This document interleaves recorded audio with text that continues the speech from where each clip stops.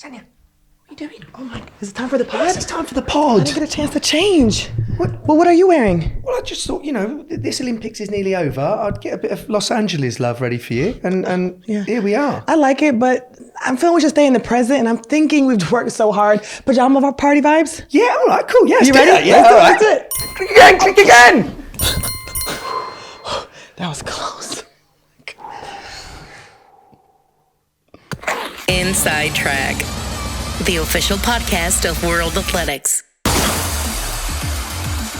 My friends, it is our last day here, day 11. Paris 2024 has been amazing. This is Inside Track from World Athletics. I am Sonia Richards-Ross. And I'm Greg Rutherford. I can't believe how quickly this has gone past. And as we know, this is the go-to podcast for all of your inside information on the athletics here in Paris 2024. And may I say, a few big opinions too, eh? It's been really fun. And if you're just listening in and you can't see us, I have kitted my friend out today because I don't know about you, but I'm tired, boss. It has been a long but fun and energizing and inspiring 10 days here in Paris. But you are rocking the official Team USA pajamas today, honey. I feel like after the way Team USA have performed at this games, I have made it. By having this gun, I have absolutely made it. And may I say, these are, first of all, visually beautiful. Thank you. But they feel so comfy. Thank you. So I am slightly concerned that I may fall asleep during this. But we better get going, eh? We got to get a bit of recapping on 2024. Yeah.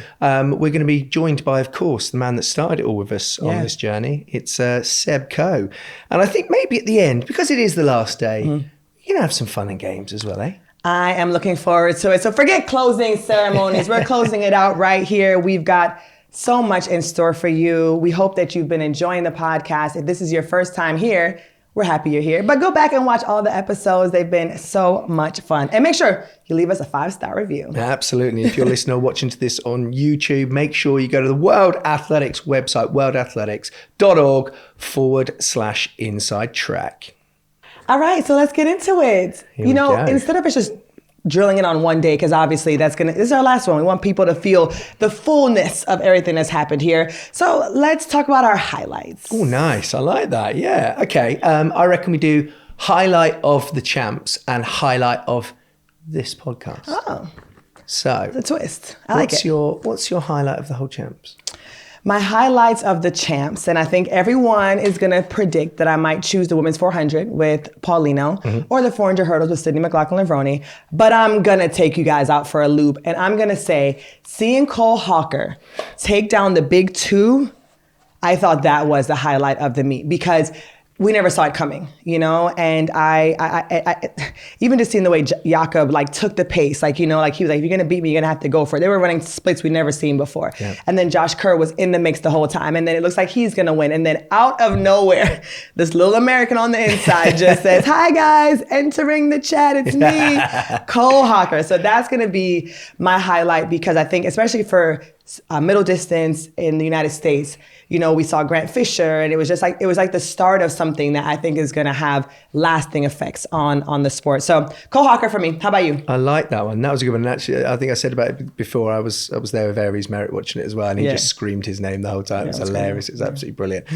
Look, one thing I love about this sport is that it genuinely is all-encompassing of the world. It has more countries than any other sport where you get medals and you get people involved. And for me, Arshad Nadeem in the men's jav shows exactly that, setting an Olympic record from Pakistan, a country that you don't necessarily associate with track very often.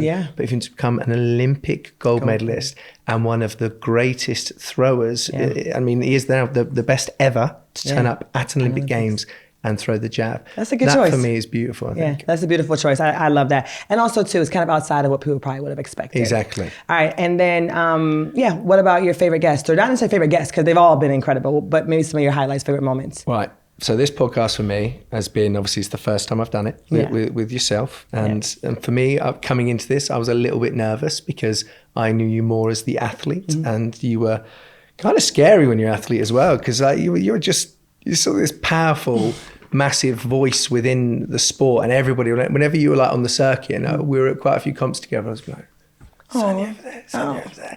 So I was a bit nervous about that, but for you and for all this team that not everybody else can see or hear, You've been incredibly welcoming to me, and I've had a genuinely amazing time. So for me, every day coming here has been an absolute pleasure. And working with all of you guys has been absolutely fantastic. So a big thank you from me for making me so welcome. Well, that's very sweet. I have really enjoyed working with you too. You're a consummate professional, so much fun, and it's like we just gelled right away. I mean, obviously we've known of each other, been around, but this was the first time we've connected like this. So it was really special for me too. Some of my other highlights though, there were two in particular that jumped into my head immediately. And of course it was Valerie Adams, which I've just loved for a long time. And just hearing more of her story was amazing. Yeah. But I also loved the Backstreet Boys. Like, they were fantastic. You know what I mean? Because to me, that's what I want. I wish everybody could be. Is like, I wish we could have people who were that enthusiastic about the sport, and, you know, sharing their perspective and love for the sport in the way that they did it and they do it. I just felt like they really encapsulate what I hope the audience can be for track and field. You know, people who love it and who want to be in the building and who want to shout it from the rooftops of how great it is. So those were two of my highlights, but certainly having the Prince on, you know, talking about what's going on in Ukraine and just, you know, Daley Tom. It was just Daley Thompson, right? Yeah. Sorry. Daley Thompson. It was just, you know, it was just, we got all the right people. Mary Peters as well. I mean, not many people are going to forget. I'm most certainly not going to ever forget when the opening gambit is talking about a certain part of her body as well, which I never expected. I thought we were going to escape that, but there it is. You know, her boobs just get slid into every conversation one way or another. That was very early on in the pod as well. And I was like, wow, if this is what we've got to look forward to, blimey, this Buckle up your seatbelts. might become a nighttime pod. But in general, I think where we have been so lucky as well is that every guest that sat in these seats, they've given us a brilliant insight, brilliant look into everything that we've been doing and enjoying, a different outlook on the sport, all things that we need to help grow this sport. To grow the sport, And we're now going to be joined again by a certain man that started it, right? Yeah, and what do you think he's going to think of us in our pajamas?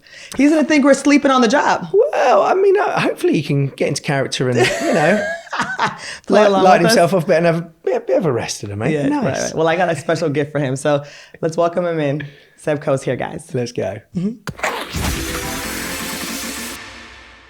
So we're actually going to be ending the pod the way we started it. We have the president of World Athletics joining us again because we need to go over, rehash, relive, and evaluate all the goodness that has happened here in Paris at the Olympics. So Seb Coe is with us.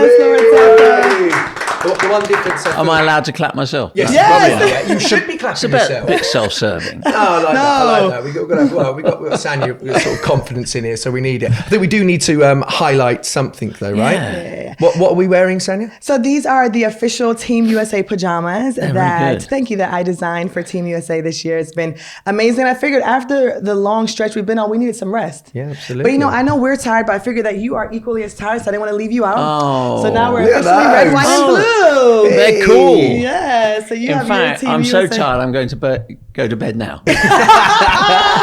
Well, let's get this chat done first. Okay. Could you make it quick? Thank you so much. Of course, my Did pleasure. you design those? We did. You're clever. Thank you very much. And real quick, I'll just show you something. I think you'll appreciate this. This is our inspirational collection. And so when I thought about the design, I was like, you know, people see athletes, they see the end result, right? They see the gold medals and stuff, but they don't see all the hard work that goes into it. Yep. So the design from afar, you can't tell, but when you zoom in, these are a collection of words that say courage, resiliency, hard work, pride, faith, all the things I think it takes to be great. And you should dream about. Yes, exactly. Living the dream, absolutely. exactly. Absolutely. I know you guys wanted to say I was genius, but you just missed the moment. But all right, let's keep going. Sanya, the one thing I'd say about these PJs is that they're genius. Yeah. It's like Sanya, has anybody told you you're getting genius? All right, now back to what we're here about. Let's talk about the meet. I mean, this has been literally mind-blowing almost every night. It's like literally I could not believe the performances that we were getting. And Tokyo was really good, but obviously without the fans. So the athletes were great, but the atmosphere wasn't there. This one has delivered on both. Seb, what are your highlights? What are your takeaways from? Genius questions. Genius all around. You're on a roll. Do you know something?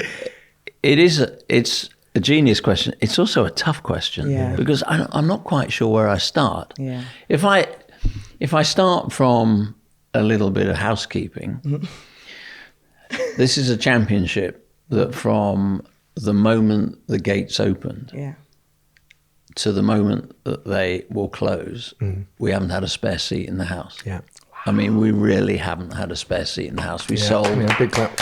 That's awesome. There over 1 million tickets have gone. Wow. And look, we're not here to compare ourselves with other sports, but we're better. Chuck's the best. Greg, within 2.5 days, we'd had more people through the stadium than all the other sports put together. Wow. That shows, at the games. Wow. And look, we've got a fabulous product. And let's stop the management speak in a way, because that product is about the athletes. Yeah. And it's the gift that keeps giving. So, and for me, the thing that I'm most pleased about is that the sport is moving not at a sort of a vary speed, it's moving together. Yeah. And when I say that, we've had as many outstanding performances in the field as we have on the track. Yeah.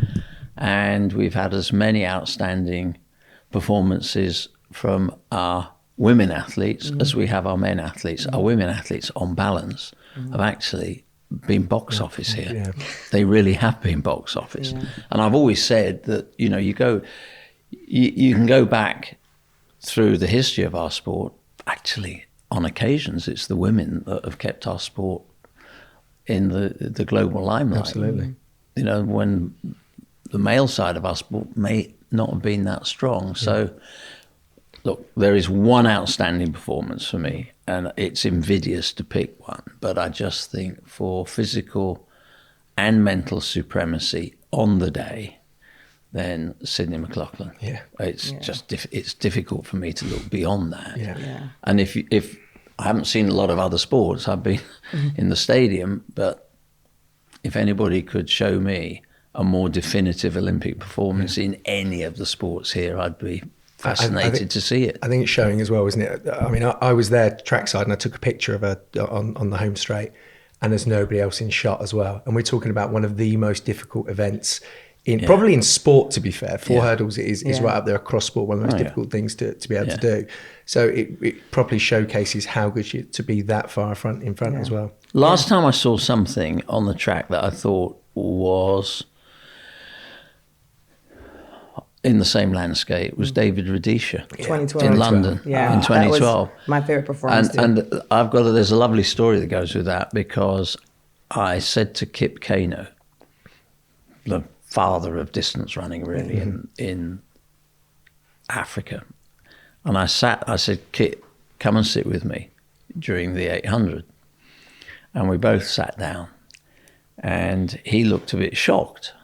And I said, you okay? He said, well, I've just been involved in the team talk, because if you remember, I think Kenya had 3 athletes in the final. Yeah. And he said the team talk was, let's see if we can get 3 medals today. Yeah. And one of the younger athletes, I think who finished 3rd in the end, they said to him, what's your tactic? And he said, I'm going to follow him, pointing at David Rudisha. And Rudisha turned round on the warm-up track and said, please don't do that, because if you do, you will die. I'm going to break the world record. Oh, he knew it before. He said it before. And I'm just guessing, I don't know, I haven't spoken to her. Yeah. Sanya, you know her well, but I'm just guessing that when Sydney was warming up, she had that in her mind, because that wasn't, look, we've all been privileged enough to get to Olympic finals. You're not thinking about records. No. You just, if it takes you 6 days, you want to get across the line before anybody else. Or in your case, you just, it doesn't really matter what the distance is. You just want to be further than the next guy. Absolutely. But to have that mental resolve to walk out there against arguably the second, certainly the 3rd best 400-meter hurdler of all time, and sort of be able to compartmentalize that and then go, not only am I going to win, but I'm going to break the world record. And that for me is, I find that a difficult concept. I never went into a final thinking I just wanted to get across the line. Well, you have done it as well, though. So I mean, it is an amazing. Yeah, but you tend to get pushed to it. It's not I don't think it is a natural True. disposition to walk into a final thinking, actually, I'm here to break the world record as well. I think you just want to walk home with the right medal. Yeah, I think your point is well made. I was also, I think I made this example yesterday or 2 days ago, that what makes it so special for me, because Mondo Duplantis' performance, obviously, too, world record at the Olympics is, you know, some would say of equal, right? Yeah. But why I agree with you that Sydney's might be a little bit more phenomenal is because Mondo Duplantis actually has a mark for which he can see. If I get over this, it's the world record. Every time Sydney steps on the track, she is racing against like there's no pacer, there's no lights. She's having to do this every time just off of discipline. No, I agree. And so I think that truly is a great feat that she's able, and most of the times by herself, there's nobody beside her. Exactly. Yeah. And actually, if you think about it with Mondo probably knew that if he saw off the other competitors and he had a sort of clean field, he could go for it. Absolutely. But actually, I'm guessing that even he didn't go into that thinking ultimately about a world record. Well, because if he had, we got facts from him. He might have gone earlier in that jumping sequence at a higher height. We had his mom and dad on, and they said that he was going for the world record. Like that was already the plan from before. So the two of them have the mentality. I found it interesting again with Mondo's, because I'd forgotten that it now seems low, but it's not. That the Olympic record in the pole vault was 6:03. Right. I'd forgotten that, because it just having Mondo around for the last few years, you just assume it's going to be 6:20 something. Exactly. Yeah. So obviously he goes out there and he does the 6:10, gets it out the way. Yeah. That must have been a massive relief. Right. And then goes up and breaks the world record. But I think another really important point on that, and great performance things, what shows how good our sport is and how truly inclusive it is of everybody. You see the different medalists, and we saw an Olympic record in the men's jab as well from an athlete come from Pakistan. Yeah. So we're seeing now a truly global sport, and it is completely and utterly unlike, I think, most other sports out there. That's what makes athletics so special as well. It's unique. We had the 105th country in the history of the Olympic Games in track and field won a medal. Isn't that incredible? And that was Pakistan. 105 countries. Wow. Look, we're not, again, you know, I don't want to be comparing ourselves with I'd be amazed if there was another sport out there that got within 50% of that. Absolutely. Oh yeah. I'd be surprised. Well, it is the sport, though, isn't it? I mean, like if you look at it, and people have had a pop at me before for saying this on social media and stuff, but I truly believe, and it's not just because I guess, well, all of us have managed to do it, it is the most difficult sport to win an Olympic gold medal in, and probably one of the most difficult sports to win anything in, really, because it truly has pretty much every nation that enters. You should stop listening to rowers. But it really isn't. When we look at it, as I say, across so many different events, across so many different dishes, whatever else, there is always people involved from places you wouldn't expect. I agree with you, and I think for me that's come home in the last few years. And Sanya, you will get what I'm about to say. When I go to the Carifta Games, or I go to a NACAC Championships, or I even go to high-class college athletics in the US, which I do, there are as many recruiters from basketball, all sports, and NFL at the side of that track as there are track recruiters. If you go to the Carifta Games, you speak to the Jamaicans, you know, it was fast bowling that was taking for a few years a lot of the Jamaican athletics talent. Now it's basketball, and it's also NFL. And this is why I was so keen to implement prize money, because our sport, unlike virtually any other Olympic sport, is very vulnerable to that. And again, choosing my words carefully, but you know, if you're a rower, you're a rower. If you're a cyclist, you're a cyclist. If you're from track and field, you have transferable skills that are really potentially in high demand from professional sports. So, you know, I don't think most people realized actually that unlike a lot of Olympic sports, we are vulnerable. We're vulnerable to professional sport unless we actually really do something to future-proof ourselves. And I think prize money, it's not the only answer, but I think it's it will help It the will help. athletes. I in that 100% agree with direction. that as well. And I always found it interesting when I used to train at Lee Valley in central London, and you would I know have exactly where you train. Exactly there, and at famous Lee Valley, of course. Yeah. But I remember that they would host the indoor meets, and you must have had this well. And a few years back, while he was still manager at Arsenal, Arsene Wenger would be there every so often. Yeah. And he'd be there watching for talent, because speaking to him, and I know a few football scouts and things that are across sort of Premiership and all different level soccer, and they literally say we can't make a person fast. Track does that, but we can teach them how to play football. So we're constantly battling with other sports staff to try and hold on to the talent. But I feel like we're at sort of a moment now where the scales are tipping a bit more, and it's becoming that bit more exciting to actually stay within track. I think what this sport actually achieved way beyond the field of play, although it was in large part because of what was going on in the field of play, I suddenly sensed that young people looked at our sport and thought, this is actually quite cool. Pretty cool. Yeah. And if we're being blunt about it, we've sort of been followed by the sort of the world of geekdom for a long time. No, we have. No, you're right. We have. It's very statty, very It stat is a based. bit statty, it's a bit tweed jacket, it's a bit sort of, and they're lovely. My God, we wouldn't be anywhere without Without of course. them, yeah. But suddenly, and it was just, I felt I was in a slightly parallel universe the other night. I was sitting next to, I got Snoop Simone Dogg and Simone Biles Biles one side of me, I got Snoop Snoop Dogg, Dogg. and then Eileen Gu two seats down, and I'm thinking, Where am I? I'm quite cool for the first time in my life. My kids look at me going, "Oh, okay." Yeah. I sort of get the potential. Well, no, my turn. You've been asking all the questions. So I want to ask you though, because it's a good point. Like, where do we go from here? Yeah. Right. It's like I think that this showing of athletics at the Olympics, for people watching and seeing the Snoop Dogg, seeing the Simone Biles, seeing completely sold out arenas, has re-energized and re-injected that fun into our sport. Where do we go from here? How do we keep those same people engaged? How do we get Snoop Dogg back in the house? More of the same. Yeah. And we have got to be. We weren't actually very good for a long time at recognizing that lots of people love our sport. Everywhere I went, and you guys will know this, everywhere you go, it's not unusual for people to sort of sidle up to you and say, I love athletics. I did athletics at high school. Yeah. It doesn't have to be high level, but I did. And then you go into the political landscape, and I've had people coming up to me saying, I love track. And we never really got hold of them and said, would you like to come to our stadium? Yeah. You love track and field. Oh, yeah, but how would that happen? And I'm saying, well, we can send you an invitation. So in a way, if you go courtside in basketball, you've had your Jack Nicholsons and people like that sitting there.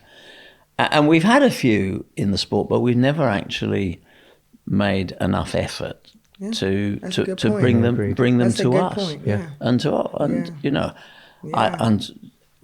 I had a lovely exchange with Simone. She said, "Oh my goodness, I had no idea." Yeah, it was her first time. People ran that quickly, and I'm saying, "Well, that's a bit like me going into the gymnastics all day. How the bloody hell do you do that?"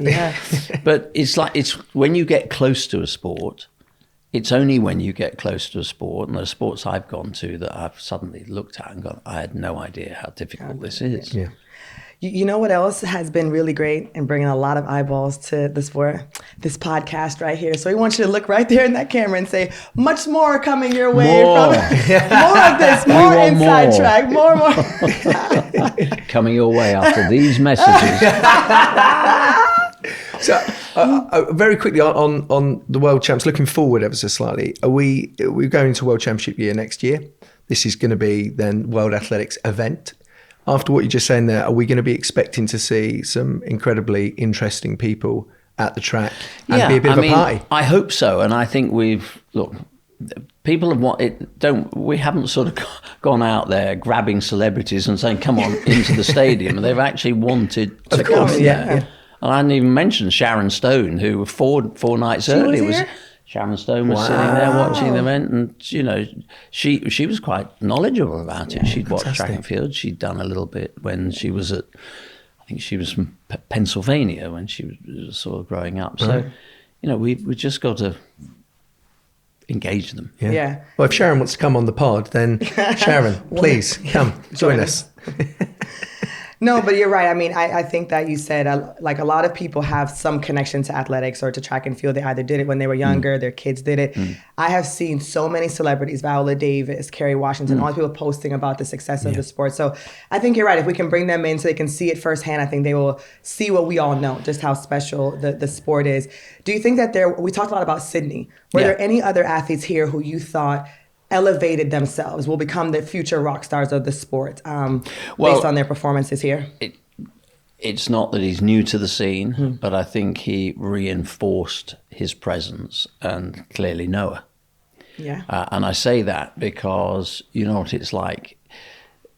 In the sprint world, it's tended to be 4-year cycle. And then we got into Usain, who sort of dominated for 3 cycles. But up to that, before that, you had a whole, some fabulous sprinters, Mo Green and people like that. But it tended to be just in 4-year cycles. Right. Yeah, of course. And so what I'm really keen is for people to become familiar with faces and, just what they're thinking, what they're saying, what they're doing. And I think that, I'm supposed to be completely agnostic about all this, but I do, for all sorts of reasons, feel that Noah's win was very important. Yeah. Clearly for him, clearly for Team USA.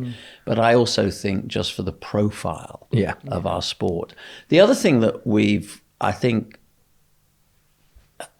come out of here in better shape with, and again, I choose my words carefully because Usain, Muhammad Ali, there's never going to be another Usain, and we shouldn't pretend there will be. Right. But it's now no longer about one person. Yeah, agreed. And what we've got here are the fans who are now becoming at home with the Carstens and the Rise and the Mondos. They're beginning to see that we've got names and faces that they're recognizing. Yeah. And we've got to continue also to build on that. And that also has its challenges because, I'm not sitting here saying we've got to get athletes out competing every day of the week, but we do need them out there because they've established themselves here, but we don't really want to go back to the point where it's only at major championships that we discussed it. They renew their acquaintance with our fandom. Right. Yeah, well, that was the thing we were discussing with Sydney. We just want to see her more run. of her. It was telltale, wasn't it, that Sydney's was the only name up on those start lists without a ranking point. Yeah. Yes. Without a ranking point. Oh, I didn't even. I saw it, but it didn't register in my mind. I've sat through every session, looked at every start list.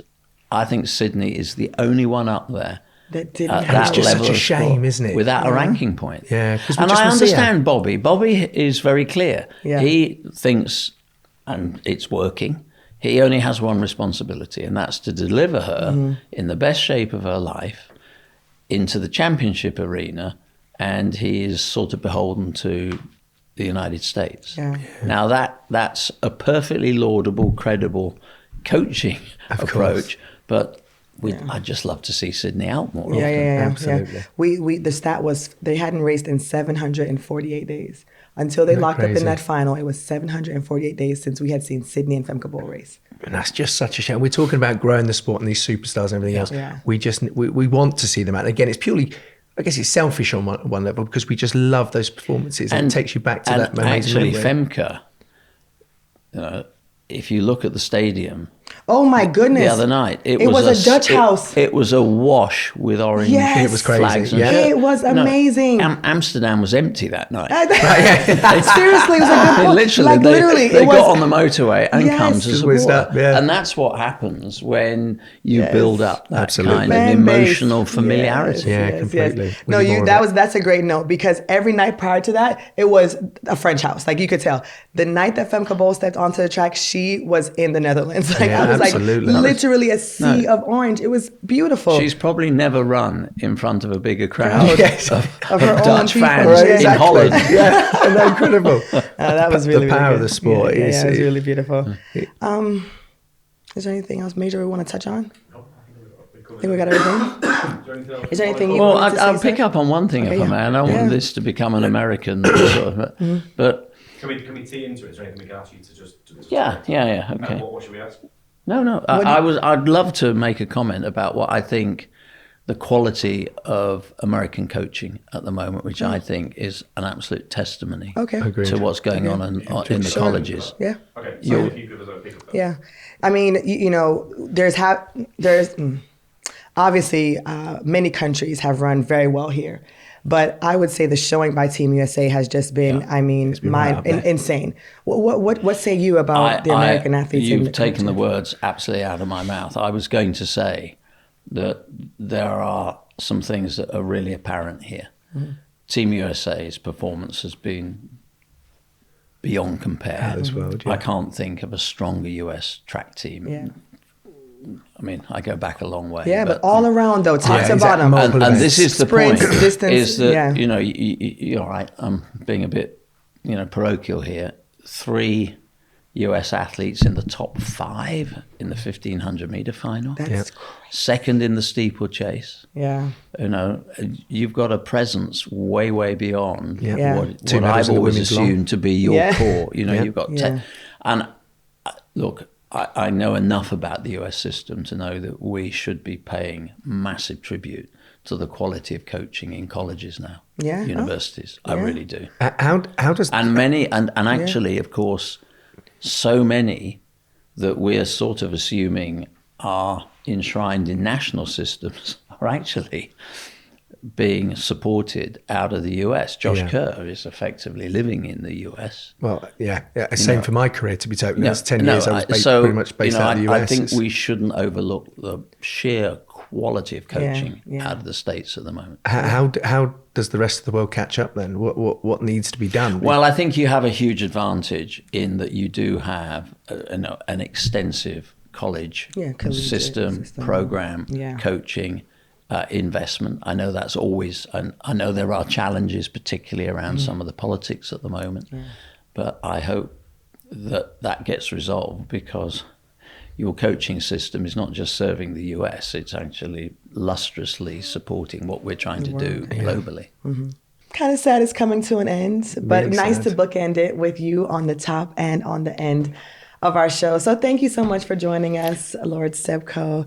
You are always a delight. You know, just your insights into everything, I always feel is just a great way for us to understand like how the sport works outside of what we know, Absolutely, as athletes. So thank you so much for joining us. Let me thank you guys, because this has been really great fun. And everybody I've spoken to that has come up to me after they've done the podcast has said, "Oh my goodness, that was absolutely fantastic." And I know good to hear. you even had to deal with Daly. Exactly that. Where he didn't say you said that, but we'll remind that. Don't worry. But if I may, I'd actually like to use this opportunity to thank a group of people, because the difference between a good games and a great games are the volunteers. And the volunteers have been absolutely London, fabulous. didn't we? They're incredible, and they've done the same. And nothing's been too much. They've been engaged and amusing and funny, and they've just been there, which is a great asset to have at the games. It's been brilliant. It really has been one for the ages. Not quite, well, I say, well, not quite London, but it really has been utterly incredible. It was right up there. Awesome. Well, thanks again for joining us. Thank you. Woo! Our final episode, final guest, Seb Coe.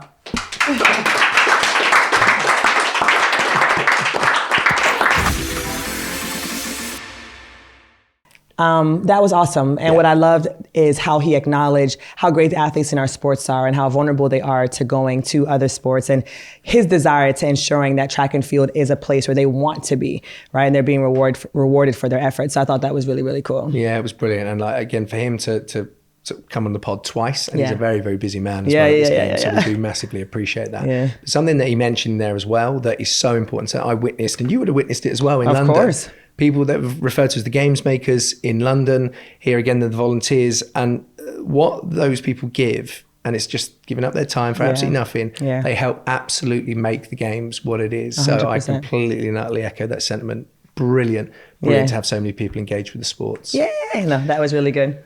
All right, well, I guess it's time for Ask Me. No, not quite yet, my friend. No. It is time for, well, basically we're going to figure out how much you've been paying attention during these podcasts, because I'm going to be quizzing you on quotes of the podcast. Oh, nobody told me there was a test here. I am not prepared, and I do not take tests without a heads up. I believe in your ability. Okay, so do I. Are we ready for quote number 1? Lay it on me. Here we go. Okay. This is by guest. You got to fill in the gap. Okay. And in that moment of weakness, if a man had come to me and said, I've got a blue shirt, do you want to play? I would have left. Oh, yeah. I remember this one vividly. That is Daley Thompson. Let's see if you're right. Give me my gold medal already. Give it to me. And in that moment of weakness, if a man had come to me and said, I've got a blue shirt, do you want to play? I You would have would've said yes. Oh, absolutely. Yay! Okay, See? I like this game. I like this game. I had faith in you, you know. Okay, now, who said this? What is your name? My name is Wind Boy. Well, Noah said it, but his mama told it. So Keisha Kane Bishop. Let's see if you're right. Well, honey, what is your name? He would say, my name is Wind Boy. Hey! 2 for 2. Well, do you know what was quite difficult about that? I remember. Was it Win Boy or Wind Boy? What When camp were you in? Win. I was in Win. I was Win as well. Because you're thinking he always want. All To I do win. is win, no matter what. Yeah. So I thought it was Win Boy, and he was forecasting all his success. Yeah. Little did we know he wanted to be in the wind, with the wind, Run with the wind. Run with all the that. wind. Just a side note, Nat, me and Sanya's album drops next month. So are you ready for that? Right, okay, so you got that one right. And we now know it is Wind Boy. Boy. Wind Boy. Boy. Right, question 3. All you do is win. Isn't that funny? I literally just said that. I want to say that quote came directly from me Are you right? and DJ Khaled, of course. I feel like that. All you do is win, no matter what. You win! Look at that, you are on fire. Sandy's on fire. Listen, I know I'm in my pajamas today, but I was not sleeping up here. Okay, baby, I was wide awake, tuned in. If you get this, you win such an incredible prize. It's be 4 for 4. I'll be 4 for 4. And the guys have promised they will fly you back to Paris for a week, staying in the hotel, all expenses paid. What? Anytime I want. What was? No, sorry, they didn't say that. No, sorry, that was that. No, I apologise. So what is my prize? A biscuit? Hey! It is a World Athletics biscuit, so it is a good biscuit. Okay, so final question for the biscuit. For the biscuit. And for pride and honor. And all the things, I mean, yes, like, and glory. You're quite literally the queen if you get this. The queen of Inside Track. Yes. All right, give Here it we to me. go. I mean, come on, guys. You could have written one that's slightly more difficult. But he also said, I liked her because she had big boobs. So I know this one because this was your favorite quote of the podcast, and it's Lady Mary Peters. Are you correct? Run that tape. But he also says, and I liked her because she had big boobs. He didn't tell me that. Yes! Yay! 4 for 4. We must all bow down To the Queen. Queen Sanya. There was a prince, and now there's a queen. Now there's a queen. Has anybody got the biscuit? Because apparently the trip to France is off. Damn. Sorry about that. Awesome. No, that was great. I loved that. And I love being surprised too. So anyways, now can we say it's time for Ask Me Anything! All right, are you ready? Do I'm you have getting your more question? singy. I feel like we should release an album, actually. I think we're ready for this. All right, I've got one. You ready? Let's go. All right, so this one comes from Luis, and she is asking, do we still have any friends from when, we were competing, like any friends from our old days of competition? Yes. Do you? Yes, 100% actually, yeah. So a large proportion of my friendship group is still former athletes, if you like. my best friend Andrew Steele, he was part of my team for years. Steve Lewis, my roommate for years. Wait, Andrew Steele, he competed for Team USA? No, UK. Oh, okay. I recognize that name multiple too. steals. Okay, So he was a 400 metre runner. That's Yeah, right, in yeah, 08. yeah, So yeah. they then got a bronze medal in the relay in 08. Okay. And there's a certain other person, which is what I always really like with this. So Mitchell Watt, who finished second behind me. You finished second, Mitch, in the London 2012 Games, second. And we've stayed really close friends. We trained together for quite a long time after he finished second behind me in the Olympic Games. And I'm going to his wedding in October. We still talk all the time. It's a good running joke. Mitch gets a lot of stick. He's marrying a British girl, and they obviously like to rub in the fact that he didn't win the Olympic Games. So we've stayed really good friends, though. Training partners, friends. Let's not bring it up at the wedding, okay? That's his day. About him finishing second? Yes, that part.